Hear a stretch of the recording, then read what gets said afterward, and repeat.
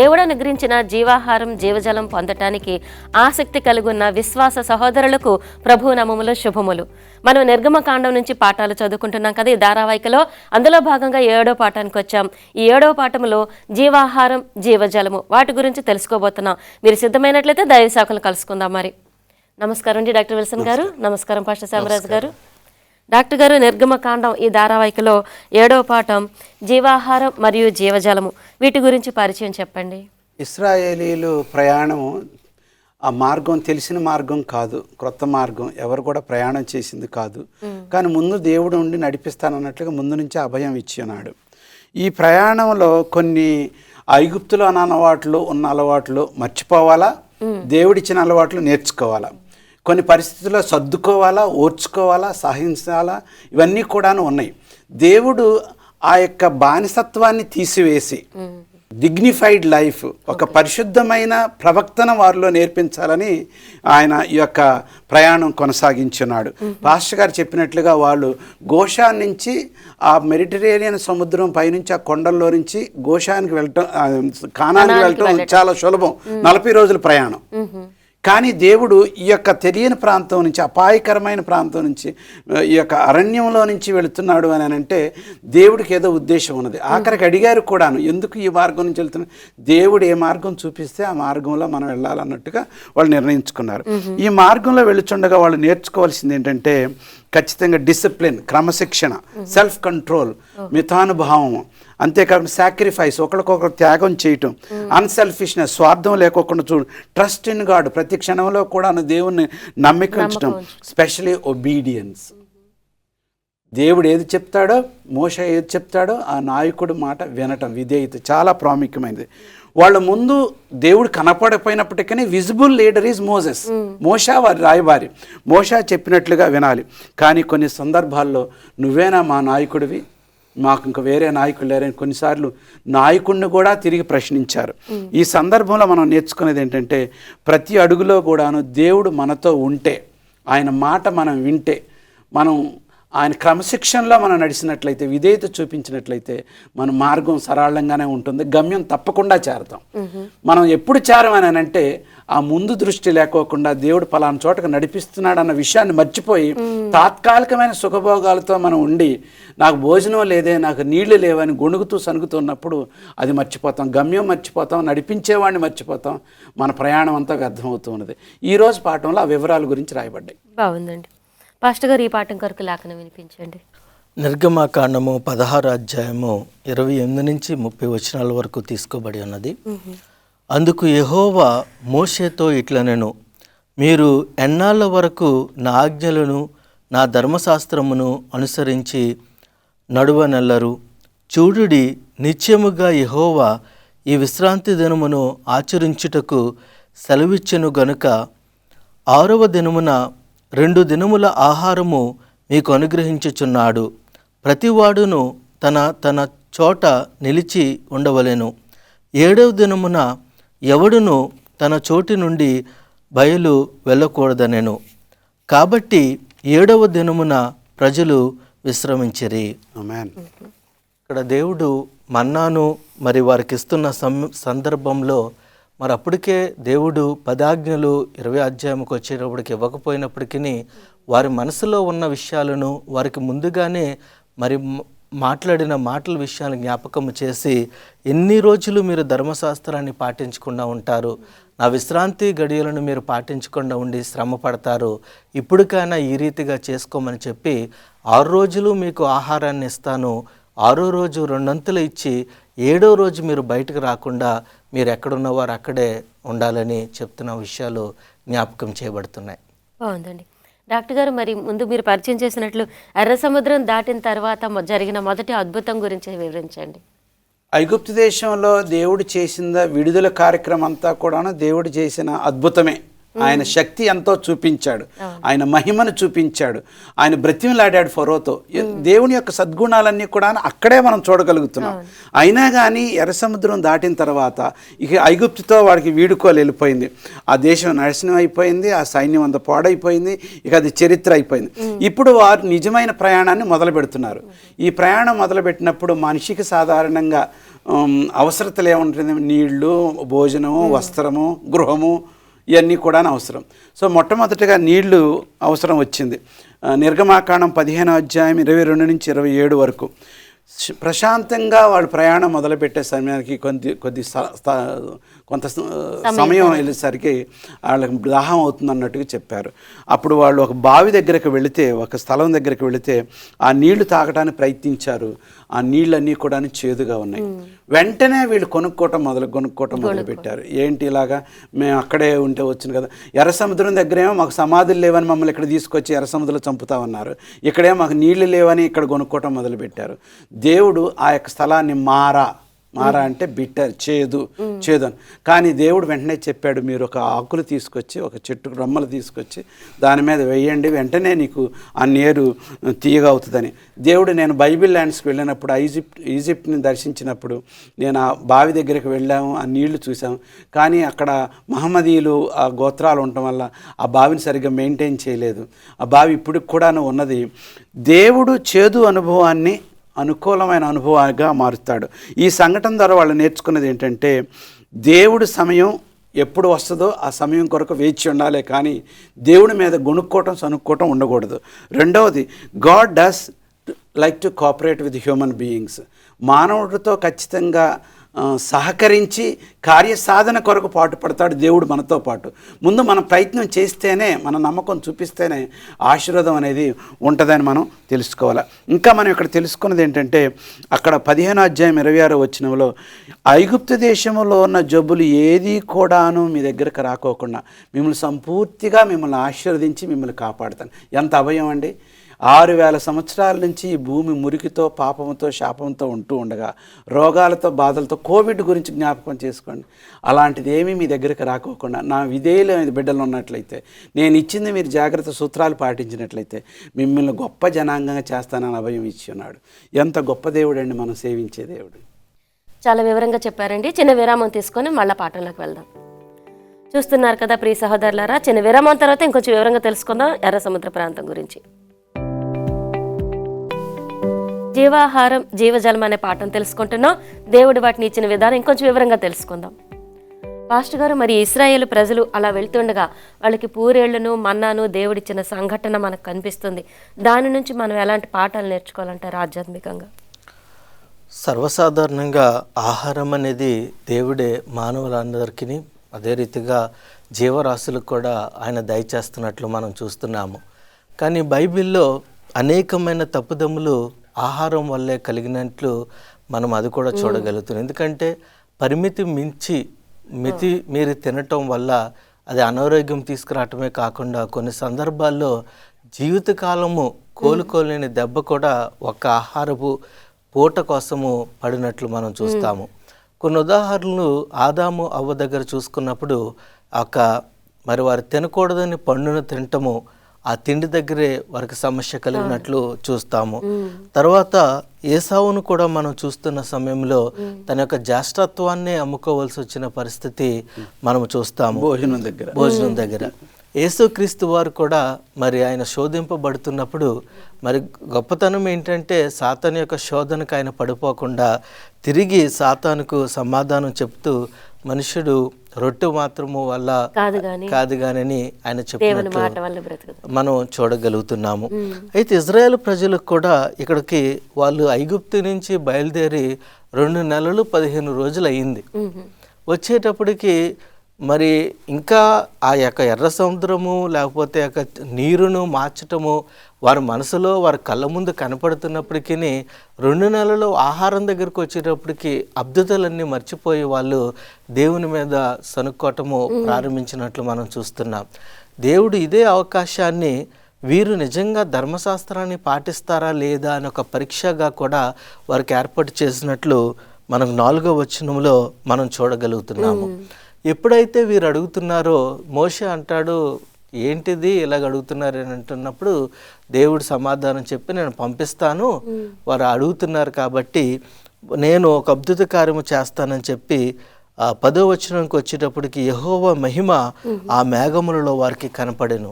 దేవుడు కనపడి వారితో మాట్లాడి వారికి ఇస్తానికి సిద్ధమైనట్లు మనం చూస్తున్నాం. ఏం జరిగింది? సాయంకాల సమయం అందేమో దేవుడు పూరేలను వారికి ఇచ్చి, ఉదయకాల సమయం అందు మంచును పడేలా చేసి, మంచు మీద ఒక మన్నా అని మరి ప్రజలు పిలుస్తున్నారు. మరి అది ఆ పేరు ప్రజలు పెట్టుకున్నారు. అప్పుడు ఆ ముందు పేరేంటో మనకైతే బైబిల్లో ఇవ్వబడలేదు. అవి చాలా చక్కగా చిన్న చిన్న గింజలుగా ఉన్నవని కూడా మనం చూస్తున్నాము. దేవదూతల భోజనం అన్నట్లుగా ఒక కామెంటరీలో మనం చెప్తా ఉంటారు. అయితే ఇక్కడ మనం చూస్తున్నప్పుడు అది ఇచ్చినప్పుడు మరి దేవుడు చెప్తున్నాడు, నువ్వు 6 రోజులు నువ్వు తీసుకో, 6వ రోజు నీకు రెట్టింపిస్తాను, 7వ రోజు మటుకు నీకు రాదది, మీరు వెళ్ళొద్దని చెప్పినప్పుడు కొంతమంది మొదటి రోజు నుంచే కూడా ఎక్కువగా దాచుకోవటము, అంటే ఎక్కువగా తీసుకున్నారు. ఎక్కువగా తీసుకున్నప్పుడు కొంతమంది తక్కువ తీసుకున్నారు. గొప్పతనం ఏంటంటే ఎక్కువగా తీసుకున్న వారికి ఎక్కువ కాలేదు, తక్కువ తీసుకున్న వారికి తక్కువ కాలేదు. వారికి ఒక కొలత ఇచ్చారు, గోమేరు. ఆ కొలత ఎంత ఉందో అంతే ఉండటం జరిగింది. మళ్ళీ తెల్లారికి ఉంచుకునేటోడికి పురుగులు పట్టేసి వాసన వచ్చేస్తుందని చూస్తున్నాము. శుక్రవారం వచ్చేటప్పటికి 2 అంతలు ఇచ్చినా కానీ అక్కడ పాడైపోలేదు. అంటే ఇక్కడ మనం నేర్చుకోగలుగుతున్నది ఏంటంటే, ఎప్పుడైనా శరీరాహారమైన జీవాహారమైన కావాల్సి వచ్చినప్పుడు దేవుని దగ్గరికి వెళ్ళి పొందటానికి మనం ప్రయత్నం చేయాలి.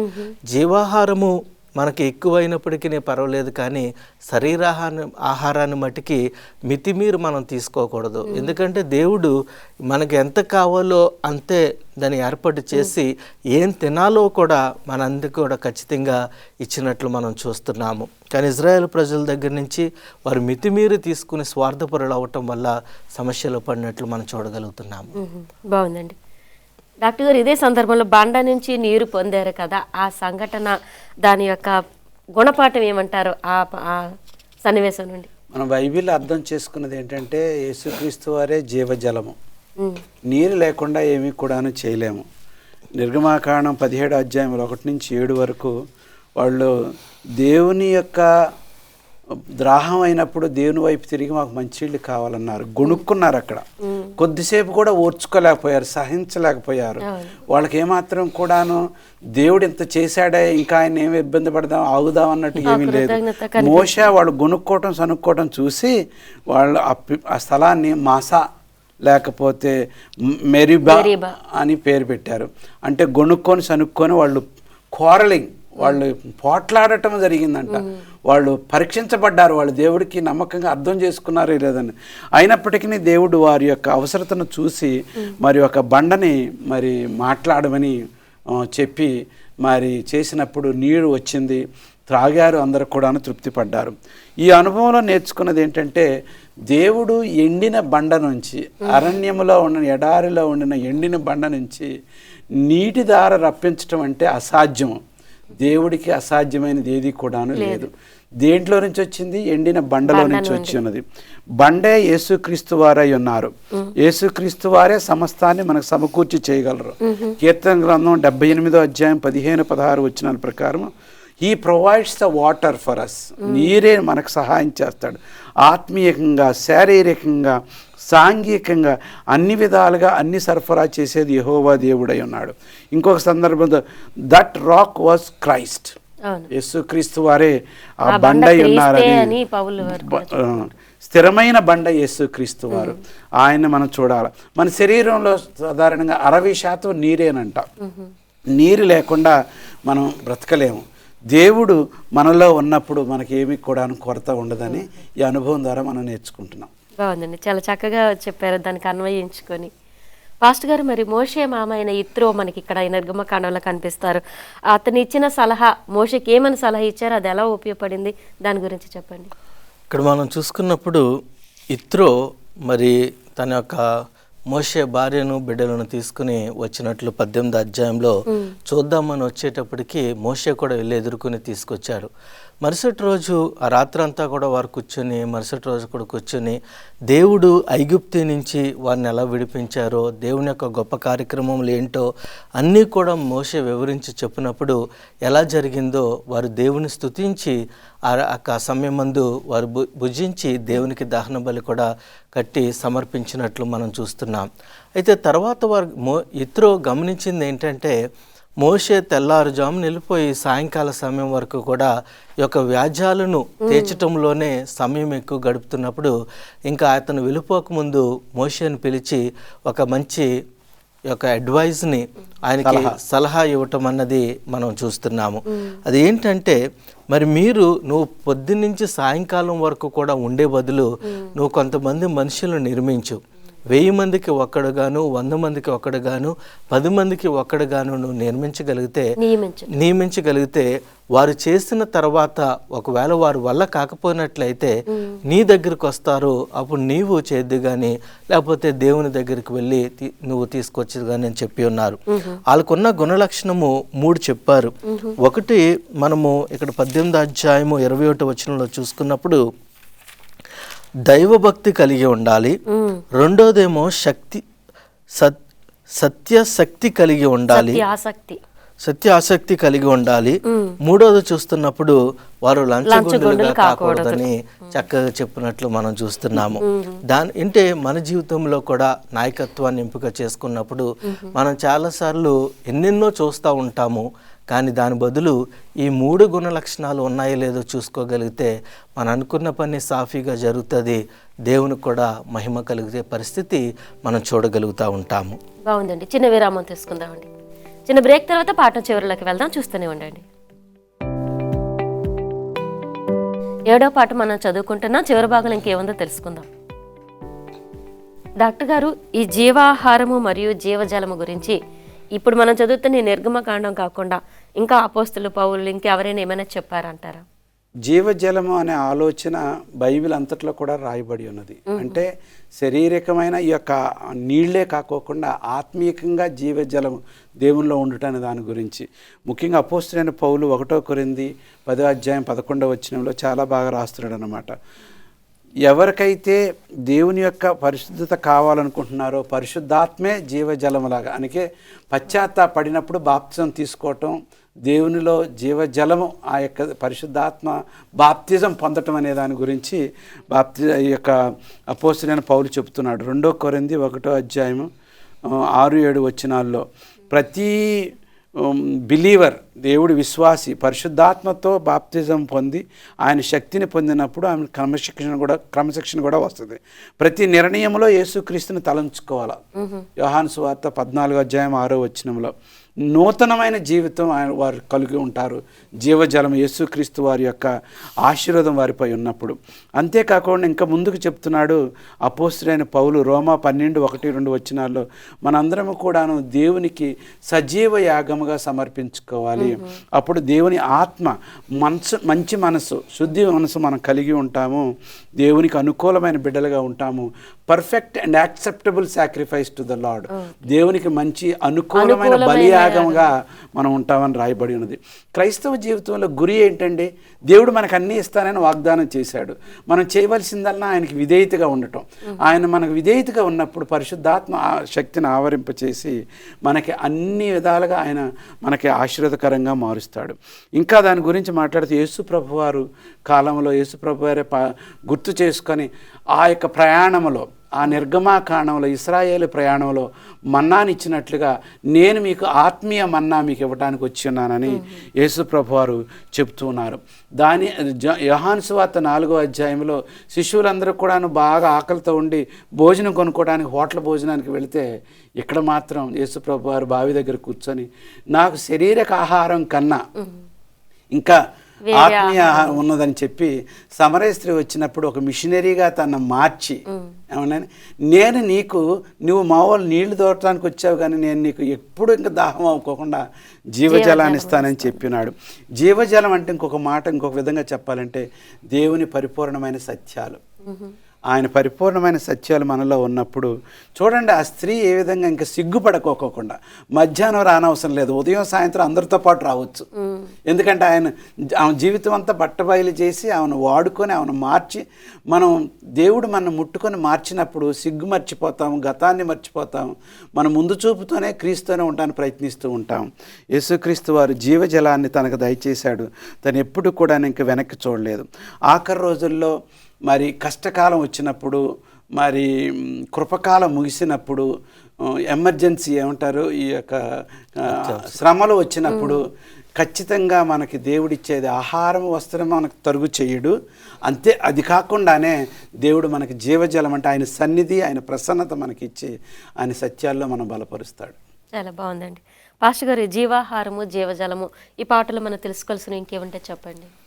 ఈ యొక్క పాఠంలో మనం చూస్తున్న సమయంలో మనకి దేవుడు మన్నాని ఇవ్వటం అనేది ఇజ్రాయేల్ ప్రజలకు ఒక అద్భుత కార్యంగా మనం చూస్తున్నాము. అంటే అన్ని ఆహారాలుగా కాకుండా వారికి ఇచ్చినప్పుడు అది ఏ రీతిగా ఒక రోజైతే ఎక్కువ రోజులు ఉండేలాగా, లేకపోతే ఒక రోజైతే వెంటనే పాడైపోయేలాగా, లేకపోతే అనుకున్న రీతిగా మళ్ళీ కొద్దిగా ఎండ తగిలేటప్పటికి అది అక్కడ కరిగిపోయేలాగా, ఇదంతా కూడా చూసుకున్నప్పుడు ఇజ్రాయేల్ ప్రజలకు దేవుడు ఒక అద్భుత కార్యము చేసి వారి మనసులో సబ్బాతు అంటే ఏమిటో గుర్తుండిపోయేలాగా ఈ క్రియతో వీరి యొక్క జీవితాన్ని ప్రారంభించినట్లు మనం చూడగలుగుతున్నాం. ఇంకొక విషయంలో మనం చూసినప్పుడు యెత్రో మోషే దగ్గరకు వచ్చినప్పుడు, మోషే చాలా చదువుకున్నవాడు, అన్ని విషయాలలో కూడా చాలా జ్ఞానవంతుడు. అయినప్పటికీ మరి దేవునితోనే మాట్లాడి దేవుని యొక్క ప్రజలను నడిపిస్తూ మరి గొప్ప ఆశ్చర్యకార్యాలను చేసిన తర్వాత తన యొక్క మామగారు వచ్చి ఈ యొక్క మాటను చెప్పినప్పుడు దాన్ని తిరస్కరించలేదు, లేకపోతే ఆయన తృణీకరించి నువ్వు నాకు చెప్పేది ఏంటి అన్న పరిస్థితిలోనికి వెళ్లకుండా చక్కగా ఆ మాట విని వెంటనే దాన్ని అతను అమలుపరిచినట్లు మనం చూడగలుగుతున్నాము. ఇంకొక విషయము మనం తెలుసుకోగలుగుతున్నది ఏంటంటే, ఇజ్రాయెల్ ప్రజలు ఈ రీతిగా ఒక ప్రాంతం నుంచి ఒక ప్రాంతానికి వస్తున్న సమయంలో ఇంకా సేనాయికి దగ్గరగా ఉంటున్నప్పుడు ఈ యొక్క అమలేకులు వచ్చి వారితో యుద్ధం చేయటానికి సిద్ధపడతారు. సిద్ధపడినప్పుడు మోషే ఒక ఆలోచన చేసి, యెహోషువను నువ్వు యుద్ధానికి వెళ్ళమని, నేను రేపటి రోజు మరి నేను ఆ కొండపైకి వస్తాను అని చెప్పి ఆయన అహరోనుతో కొండపైకి వెళ్ళినట్లు మనం చూస్తున్నాం. మొట్టమొదటిగా యెహోషువను పంపించినప్పుడు మీరు రాకుండా నన్ను పంపించేస్తున్నారని అని అనలేదు. యెహోషువ తన యొక్క దగ్గర ఉంటున్నట్టు గుడారము దగ్గర కూడా మోషేతో తిరుగుతున్నట్లు 2-3 వచనాలు మనం చూస్తాము. అయితే అతను వెళ్ళి యుద్ధం చేస్తున్నప్పుడు అతనికి ఒక నమ్మకము, ఒకటి దేవుని మీద, మరొకటి తన నాయకుడి మీద నమ్మకం పెట్టుకుని చేశారు.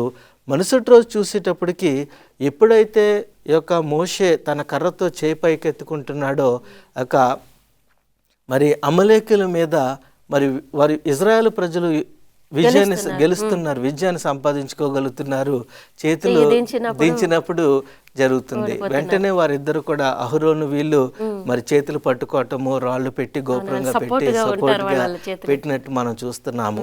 అయితే ఈరోజు మనం నేర్చుకోగలుగుతున్నది ఏంటంటే, అది ఆహారం విషయంలోనైనా జీవాహారము, అది నీళ్ళ విషయంలోనైనా ఆ జీవజలము, అదే రీతిగా విజయం విషయంలోనైనా దేవుడిచ్చే విజయంలో మనము ఏ రీతిగా స్పందించగలుగుతున్నాము, ఏ రీతిగా ముందుకు వెళ్ళగలుగుతున్నాము. ఈ 3 లేకపోయినట్లయితే మనము ఇజ్రాయేల్ ప్రజల మధ్యలో పడిపోయిన రీతిగానే యాత్రలు మన మధ్యలో పడిపోవాల్సి ఉంటుంది. అందుకే జాగ్రత్తగా ఈ 3 విషయాలను మనం పట్టుకుని ఉండాలి. బాగుందండి. డాక్టర్ గారు, వింటున్న ప్రేక్షకులు ఈ 3 విషయాలు అనుసరించి వాళ్ళ విశ్వాసాలు పడిపోకుండా దేవుని వైపు కొనసాగులాగా దీవించండి. గొప్ప దేవా, మా పరిశుద్ధుడా, ఈ పాత నిబంధన గ్రంథ సంఘటనలు నేటికి చాలా అవసరమైనవి ప్రభ. జీవజలం ఇచ్చేవారు మీరే, జీవాహారము మీరే ప్రభ. అన్ని సరఫరా చేసేది మీరే. మేము మాత్రం నీకు విధేయత చూపించాలి. సమస్తము కూడాను క్రీస్తు వైపే చూపిస్తుంది. మేము క్రీస్తులో జీవించి ప్రభ ఆత్మీయ వీరులుగా ఉండుట్లో మాకు అందరికీ సహాయం చేయమని, మా ప్రేక్షకులందరినీ దీవించమని క్రీస్తు పేట ప్రార్థన చేసుకుంటున్నాము తండ్రి. చాలా చక్కని పాఠం అండి, చాలా అవసరమైన పాఠం. ప్రతి ఒక్కరికి జీవాహారము జీవజలము చాలా వివరంగా చెప్పారు. ధన్యవాదాలు. తెలుసుకున్నాం కదా ప్రియ సహోదరులరా, జీవాహారము జీవజలము యేసుక్రీస్తు వారే మనకి.